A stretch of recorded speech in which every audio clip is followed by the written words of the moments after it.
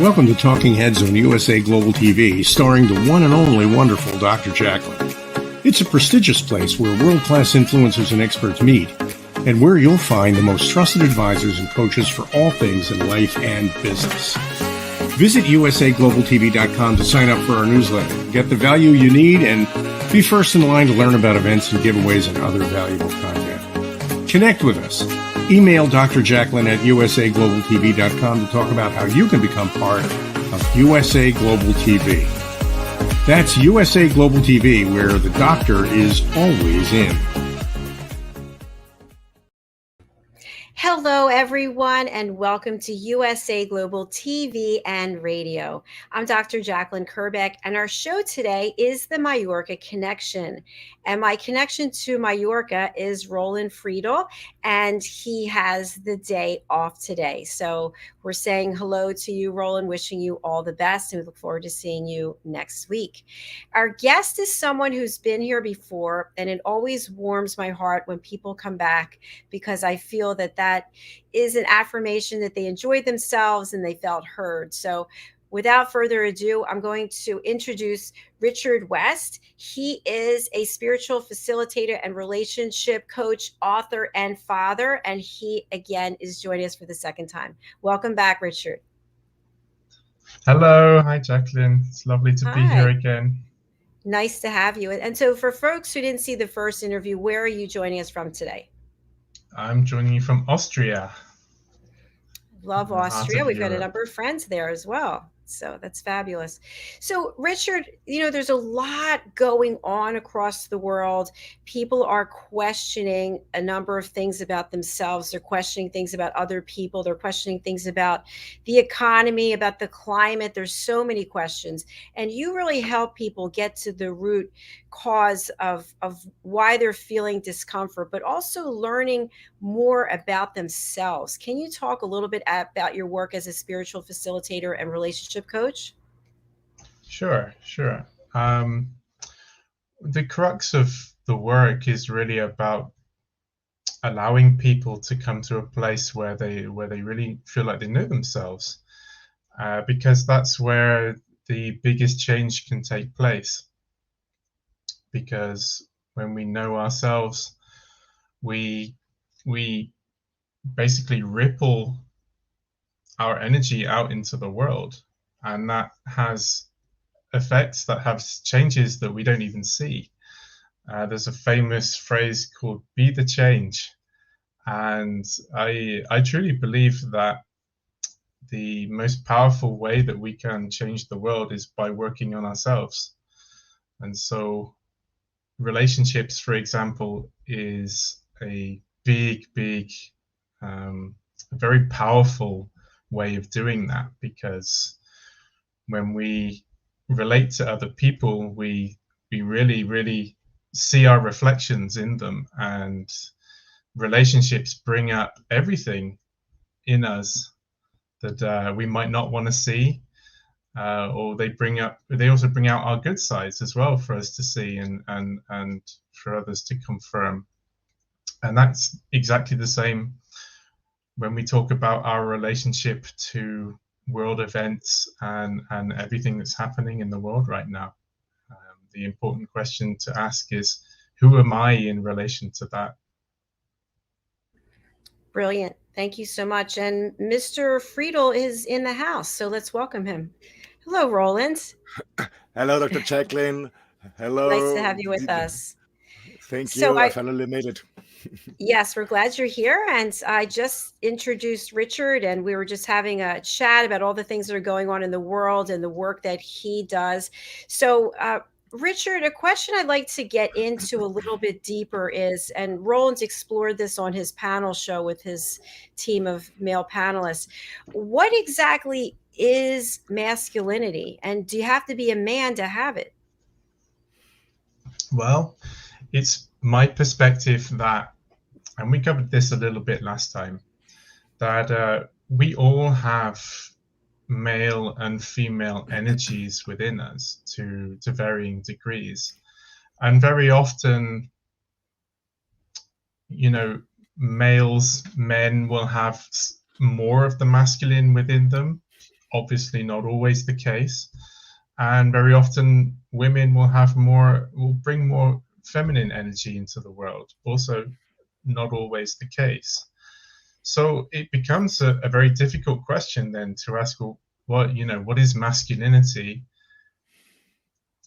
It's my perspective that we can't see this in the way of I'm a man and therefore masculinity is this.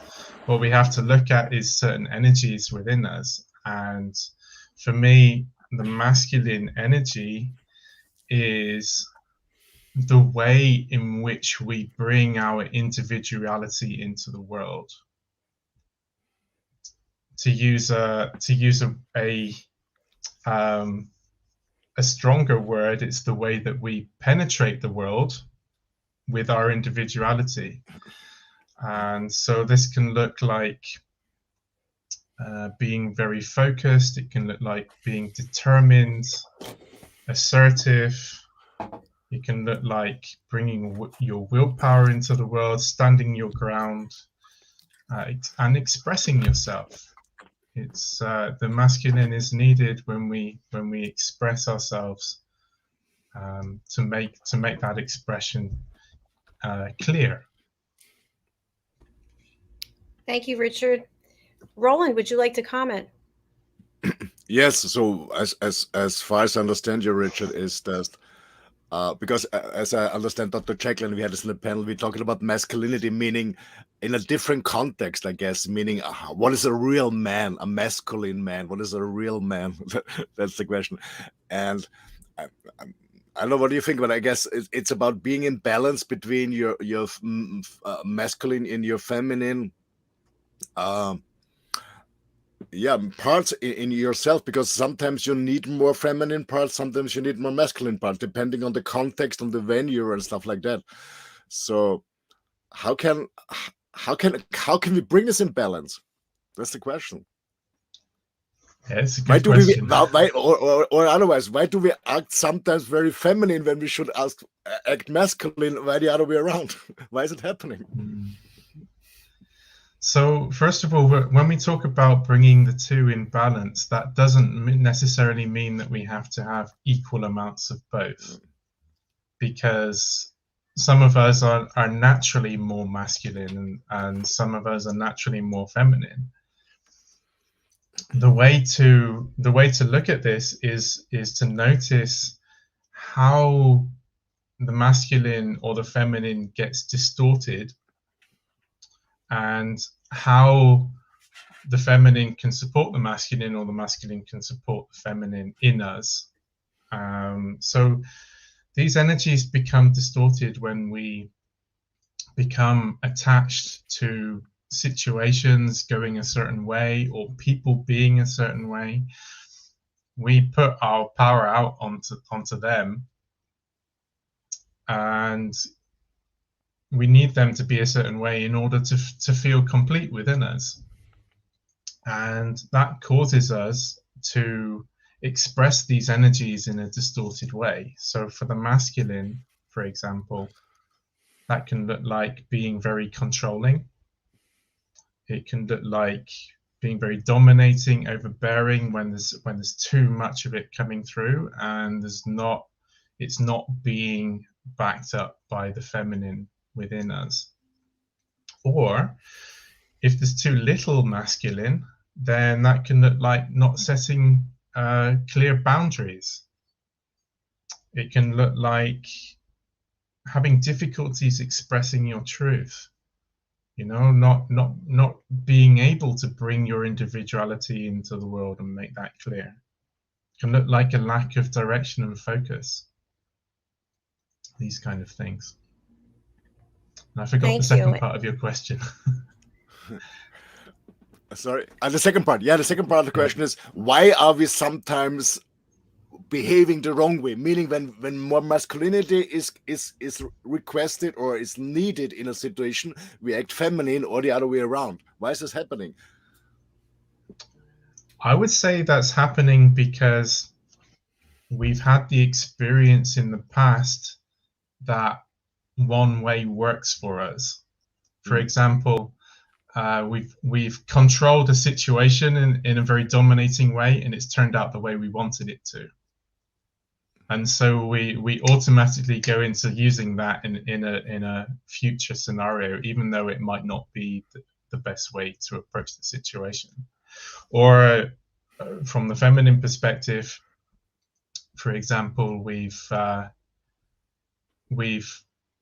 held back in a situation, we've taken in everything, we've learned something about ourselves in the situation, or a wider truth, and then we then apply that to a situation which actually requires us to be more forthcoming and more assertive. So you mean this becomes a pattern because we experienced it, it's working for us. Doesn't mean it's good or bad, it's just working for us, so it became a pattern. And how we can get out of it? By recognizing that it's become an identity. So very often people will identify with being one or the other, or be more inclined to express one or the other. And the key, that kind of makes us, it makes us fixed in our way of being, because we recognize that that's worked in the past and this hasn't worked. And the key is to recognize that that's an identity, and then recognize that every situation is unique and individual, and we have to then know what is required of us in that situation. Okay. So is it possible then, just for the two of you, that we actively, purposefully choose one of the masculine or the feminine energy to enter a situation? Well, this is the other thing. So it's not necessary that you actively or purposefully choose to bring a certain energy forth. It's not necessarily about intention, because we can find ourselves in situations which need a very quick reaction or response, and therefore we don't have time to think about, well, how should I bring the masculine in now, or something like that. What we're doing here is providing a tool for self-realization, and that means that we begin to recognize aspects of ourselves. And when we do this, we can recognize when we're bringing certain energies into a situation. And then over time, it becomes more apparent from our experience how to be ourselves in this situation, whether to bring more masculine into it or more feminine, how that kind of works in relationship to the situation itself and all the other people around us. So it's not about intention and choice, it's about becoming more self-aware and then using that in as practice in our experience. Okay. Richard, I have a question. Let's assume a couple is calling you for advice for coaching. And let's assume that he has a very strong masculine part and she has a very strong masculine part. So it's a kind of fire in this relationship. Okay, both are very bossy. What's your coaching concept? What's your advice to have? Yeah, so that's a very interesting question. So obviously the masculine can kind of come up, that two people who are expressing masculine energy at the same time can butt heads if you're not moving in the same direction. It can be a very catalytic energy if you're moving in the same direction, if you're both expressing masculine within that. Mm-hmm. But if you come into conflict, it's not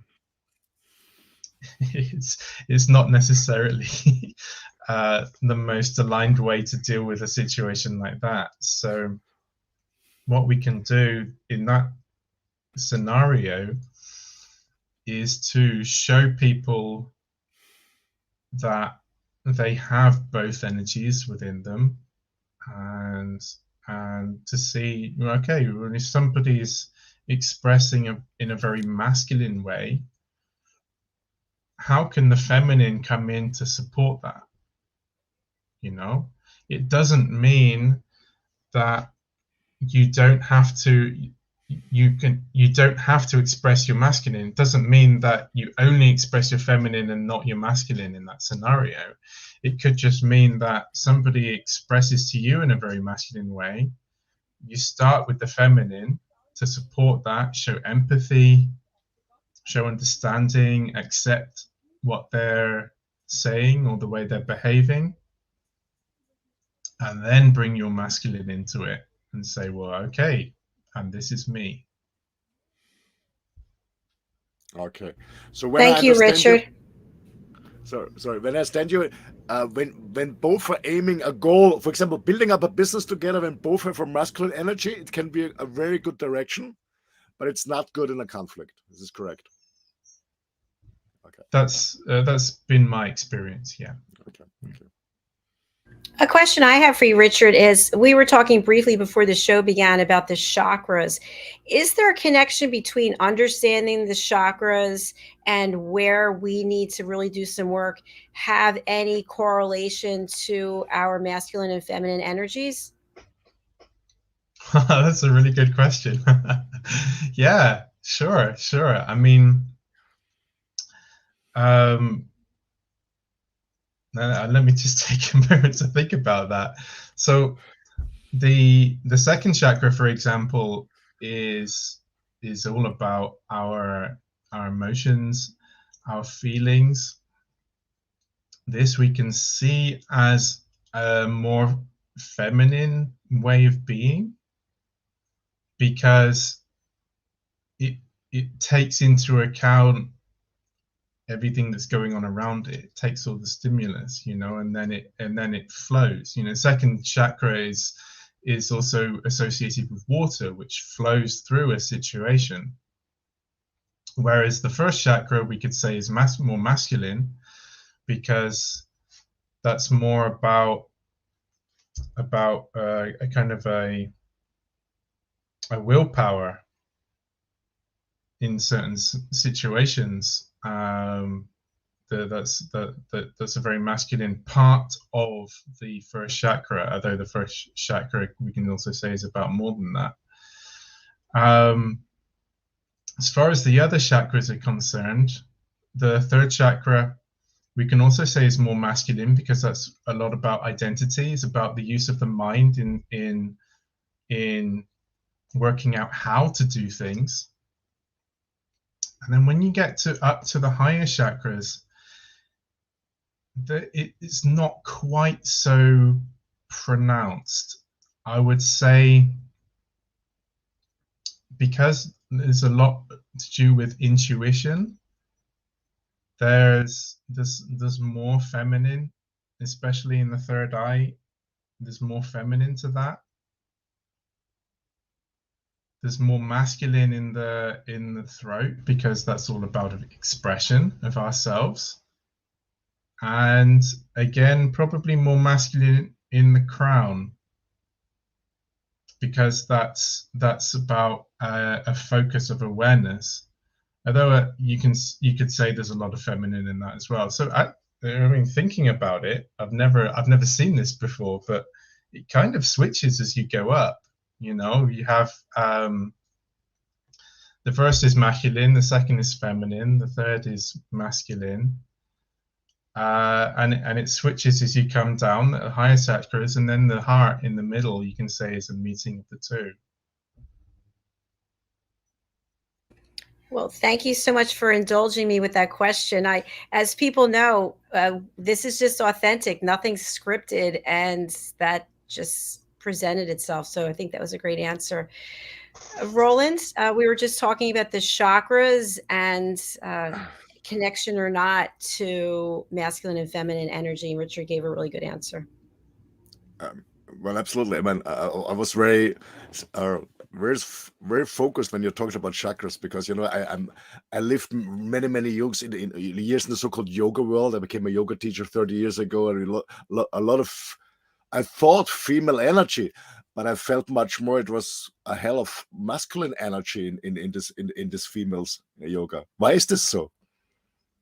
They're working too much on the male chakra, or what's going on? No, I'd say the tradition of yoga is very much about, it's more focused on discipline, which is more of a masculine trait. Okay. And so it attracts people who feel more comfortable in the masculine. Whereas you could say that the tradition of Tantra is attracting people who feel more comfortable with the feminine, because it's all about surrendering to the experience that you're having and becoming more sensitive to subtle energies around you. I can absolutely relate to this, because in yoga it's very disciplined. It's not very playful. It's very serious. Whereas people are not smiling. Yeah, absolutely. My question is, sorry, Dr. Chakra. Sorry, I have a follow-up question about the yoga. So I've been practicing yoga for 20 plus years, and when I started, it was what was known as Bikram, and then I went into power yoga.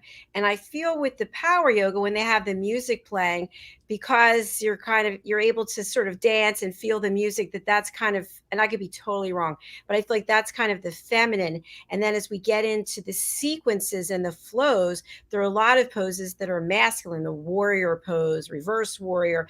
And then when we're doing some of the inversions, that can feel feminine, because I don't know, you're upside down and you're just able to express yourself. So is there any validity to anything I'm sharing there? Well, absolutely.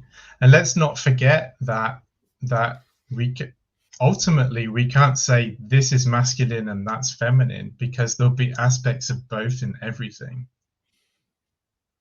If you're doing a very masculine pose like warrior pose, which takes a lot of discipline, a lot of focus, there can be an aspect of feminine in that as well, and acceptance of your experience as it is, no matter how painful it might be, for example. Very feminine trait. Just staying on that topic just for a minute, if you think about some of the yoga poses like pigeon, for example, and or the frog, hip openers, we really feel that, right? We feel that release of energy. And if we stay in the pose, we're not moving around, then we release that energy and we come back to a centeredness. But what is the energy we're releasing? Is it masculine or feminine? Ooh. I'm not sure we can look. I think there's certain energies which are beyond that framework. It can be both, and it very much depends on the individual experience. What traumas may be there, for example, or how the individual self is configured, how the soul is configured, for example. Thank you. Roland, what would you add as a practitioner? I know your yoga practice has evolved over the years, but in any of those poses where we have a lot coming up for us, what energy did you feel you were releasing? If you think back on it, was it masculine, feminine, neither, both? Who knows?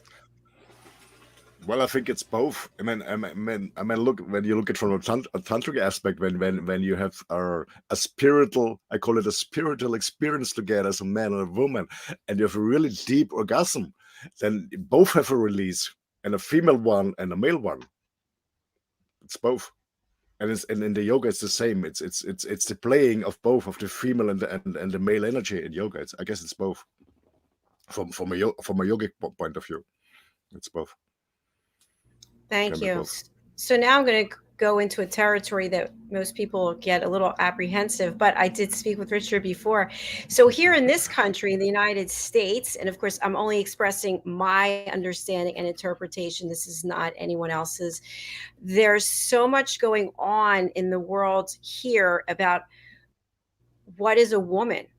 What is a man? Is it chromosomes, XX, XY? Is it the sexual equipment that we have? I mean, I don't even know anymore. It's so confusing. We had 4 generations here this weekend, and we had this conversation, I think, for 2 nights, and really didn't leave with an answer. What are your thoughts about it? I'll start with you, Richard. Yeah, it's a difficult question for sure. A lot of it comes down to identity, because, well, first of all, do we identify with the body that we have? Does that define us? I'm speaking to you from a masculine body. Does that define me as a masculine person or a man? Do I even define myself as a man or a woman?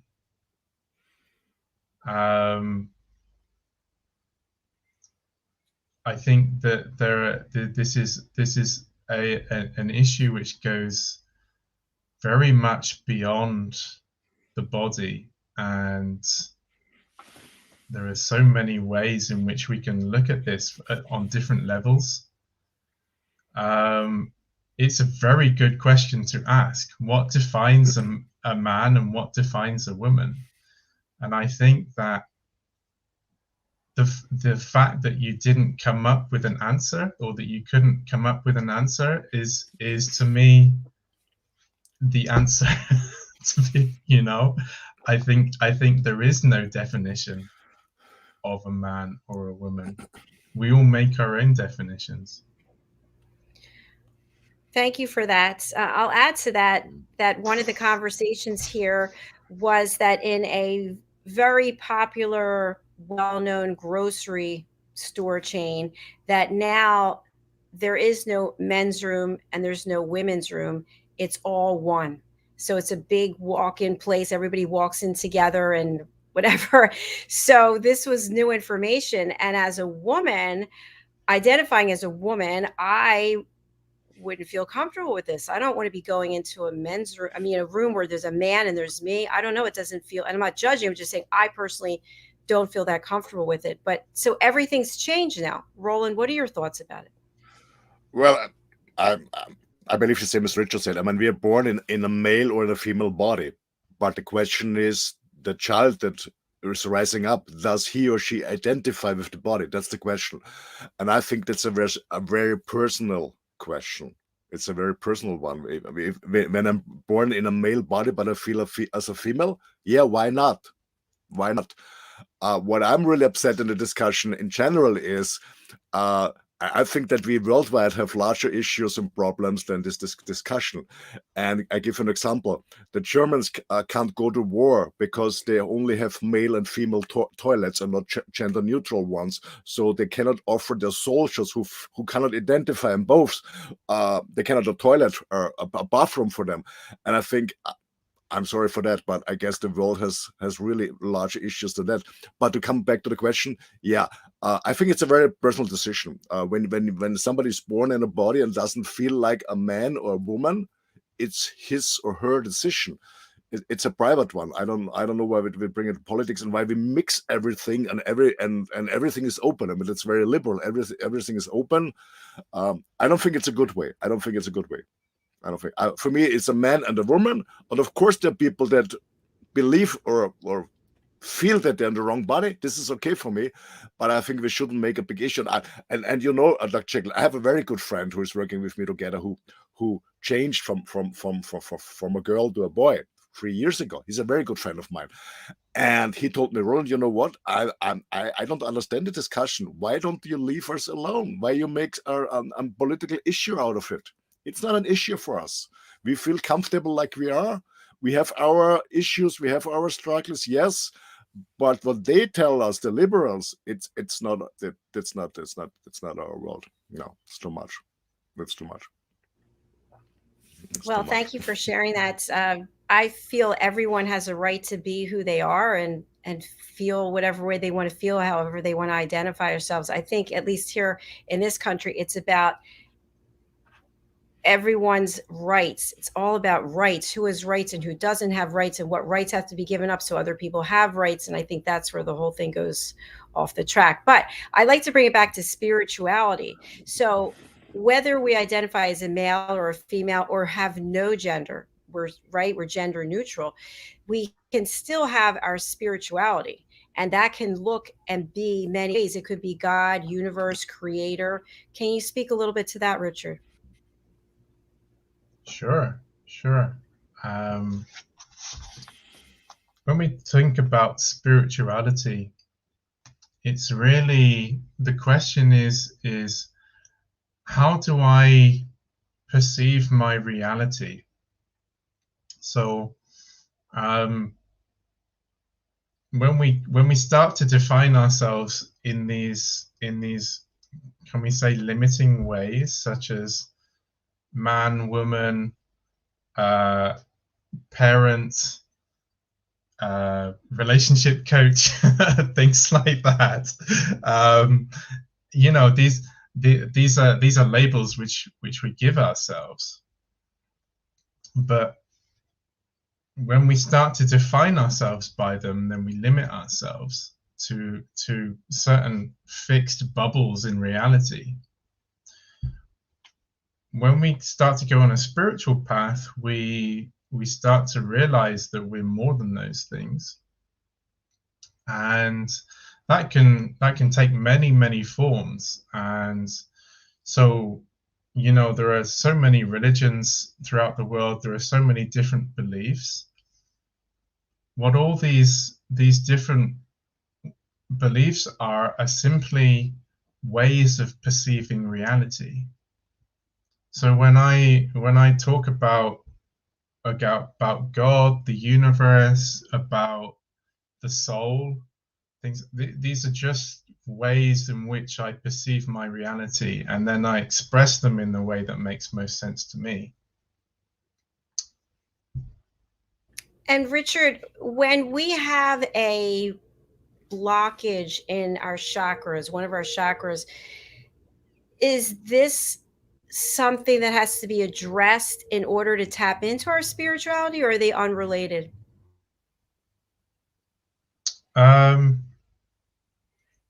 It depends on how you define spirituality.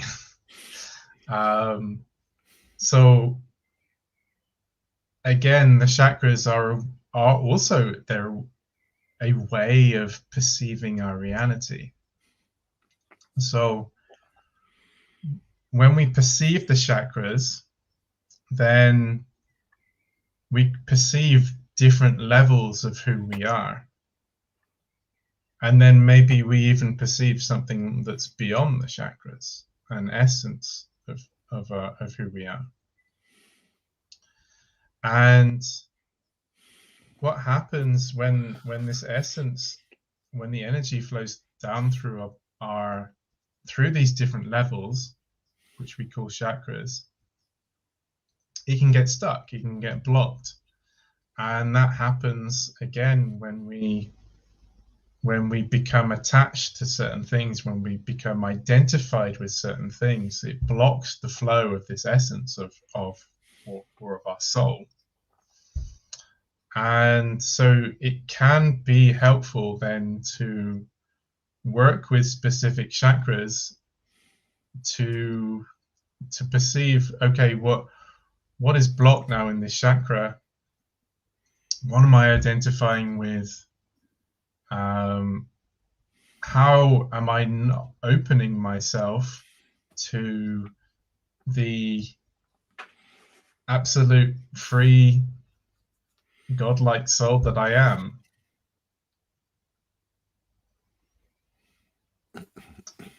Yeah, so that's a way of working with the chakras to, let's say, enhance our perception of the soul. Okay. Thank you. I know I'm throwing you some really deep questions. I think so. I appreciate your answers. Roland? Yeah. What I want to know is from your perspective, Richard, is the world is a little bit out of balance. Do you think this is something to do that we also are as humans, meaning that the male and female parts are out of balance? We said it's not 50-50, but out of balance mean in a proper way when it's needed in a certain situation. And everybody knows I'm not a fan of any authorities, if it's a government one or a religion. I don't care about all of this. But what can you give an advice on parents?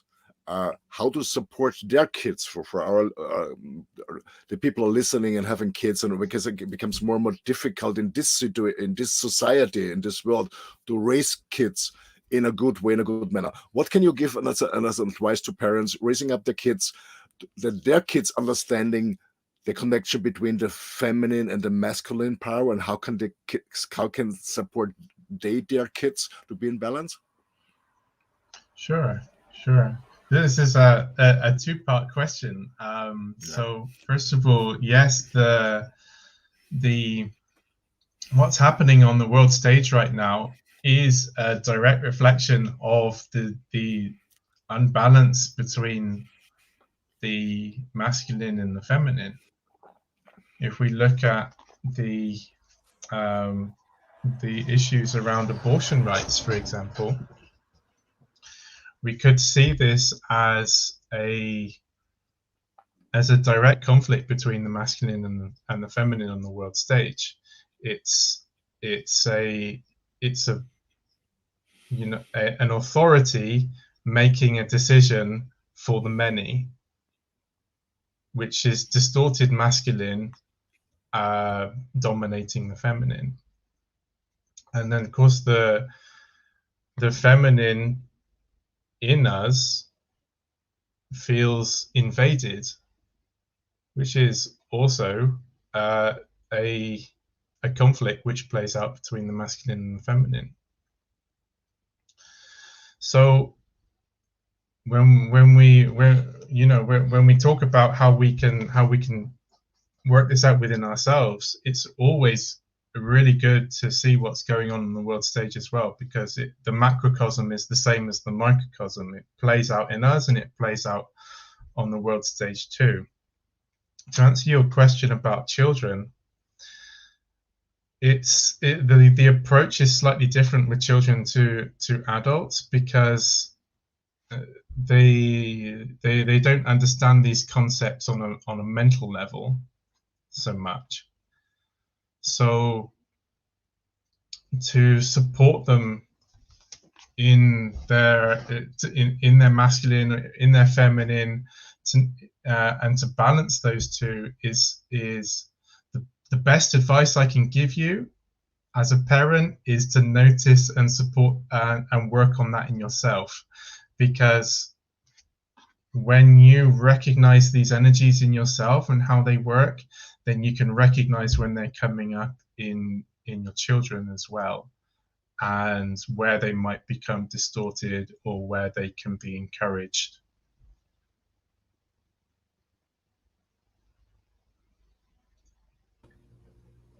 Excellent. Thank you. I have really enjoyed this episode. So many really thoughtful answers that you shared, Richard, that are even making me think I need some more work to do on myself as well. Yeah, I've really enjoyed talking about it. I love all these deep questions and challenging ones too. It's been really, really interesting. Yeah. I guess they'll keep me around here for a little while longer. No kidding. Okay, I want to just show your website also. So let's take a look. I'm going to share my screen. Okay, so Richard, I'm over here on the website. Just tell me where you want me to go and what you want to highlight here for our audience. Yeah, so this is my homepage. If you scroll down slightly, you can see this section called Get Started, which is just about how you can stay in contact with me. I have a Facebook page and a Facebook group, one which explores more the spiritual topics in general, and one which is really focused on the relating side of it. And I have a mailing list as well, so you can. Should I click on this? Oh no. If you go up to the top, at the top you can also see how to work with me. Have various sessions and programs. I also have a book. I have a podcast that I made a few years ago. I have a blog. There's articles on the website. So there's plenty of free stuff there too, which you can read, which you can listen to. And there's a number of ways you can see here that you can work with me. I can do individual sessions, and I also write people's stories as well. I'm very passionate about writing stories, and I found it's really useful to help people retain information, and they get a story about what's going on in their lives. And there's various other programs and offerings there as well. Okay.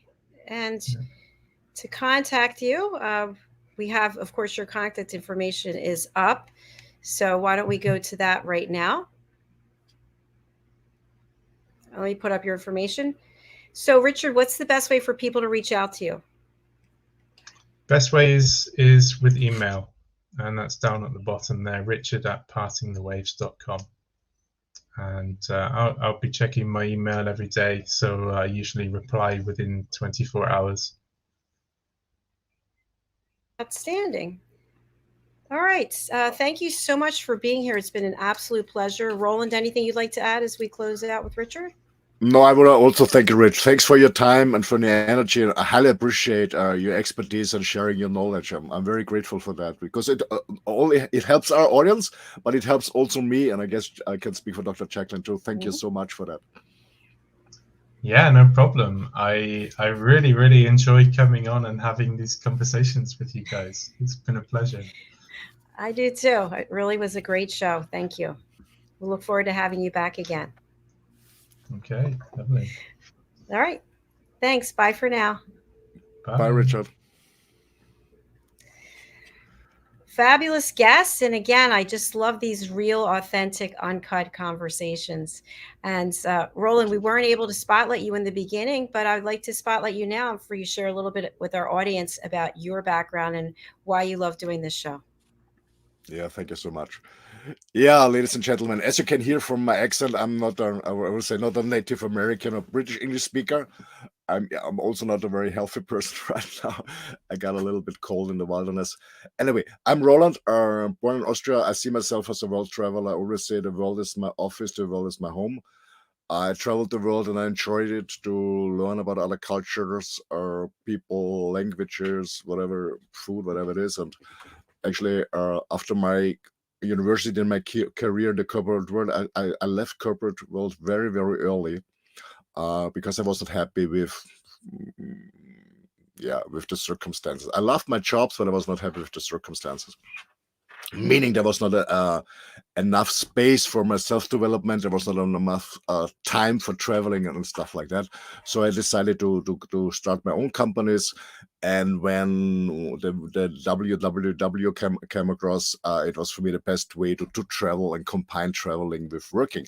And with all this experience, I started about 25 years ago a company in Switzerland where we consult, coach, or do workshops, facilitate trainings, and so on, consulting for international big companies that we do. And I love to do that remotely right now. And actually right now I'm traveling in my motorhome, so I do it remotely from my motorhome. I start next week again with a US and a Canadian group about innovation, a topic that I absolutely love, to help people or to help organizations so they can help their customers to manage change through innovation. That's one of the main topics. But if you want to go on my website, the best way is, and here actually all website on when you're more interested in a business context, an organizational leadership context, go on spartner-performance.com. When you're interested in coaching and say, hey, I want to have also a remote job, I want to travel and combine traveling with working, how to do this, go on Wireless Life Rocks. therapy.com. I can help you out with my experience on that. If you're more interested in men's topics, it's Sparing for Men. And if you're not quite sure which topic to choose, go on ROLANDFRIEDL.com. As I said, it's my main website, and from there you get to know me, you can contact me, and you can also link to all other websites.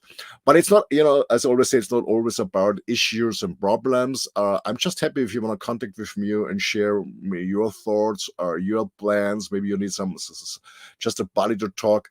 I'm always open to you. On each of these websites, there's a contact form and an email address. So I'm more than happy to contact you.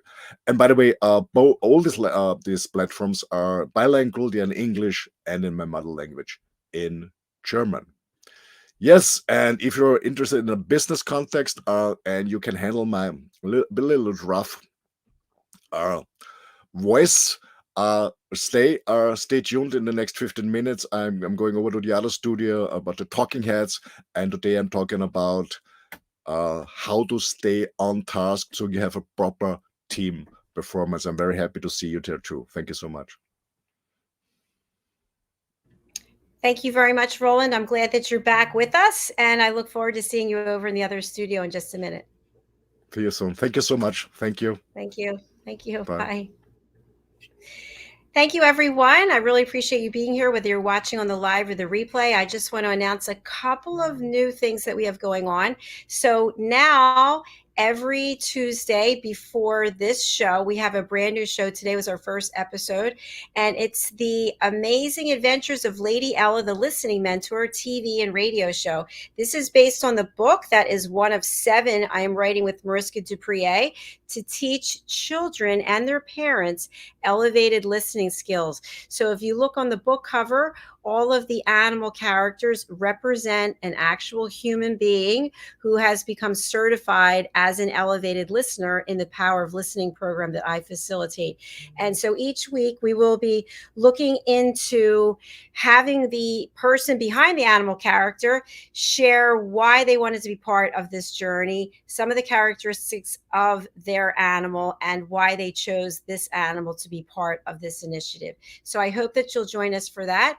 We also have the book club that I just started. It's Dr. JACALYN's book club, and I will be recognizing authors of children's books and actually promoting their work and reading from their books. So I'm really excited about that. And then finally, I'll just let you in on a new course that we have. So in addition to being the president and founder of USA Global TV, I also have another business which intertwines very nicely with this, and that is Dr. JACALYN LLC, where I am a certified life and career coach, certified meditation teacher, and a certified yoga instructor. And I'm the listening mentor. That's where I teach people to listen at an elevated level. So one of our new courses is The Power of Listening, Nature, Plants, and Shrines. This course is open to everyone, regardless of whether or not you've taken the Power of Listening certification courses. And we will actually work with Madeline to take seeds, soil, a planter, and water, or a baby plant, plant it, put our hands into the soil, really connect with nature, and we will be led through a beautiful guided meditation by Madeline. We'll learn all about 528 hertz music, and we'll be able to build our own personal shrine. So if you'd like to be involved with any of our listening courses, I'll put up the information. Please do go over to Thinkific. Here's the information for the plant course. It's actually on sale till the end of the day for $47. And it's The Power of Listening in and Through Plants, Connect to Your Inner Child. And that's at drjacalyn.thinkific.com. All right, we're going to head on over to the other studio for Roland's show on Talking Heads. Please stay wherever you are, and I'll run over to the other studio. Thank you so much for being here. Thank you, Richard. It was an absolute pleasure. Thanks to each and every one of you. Bye for now.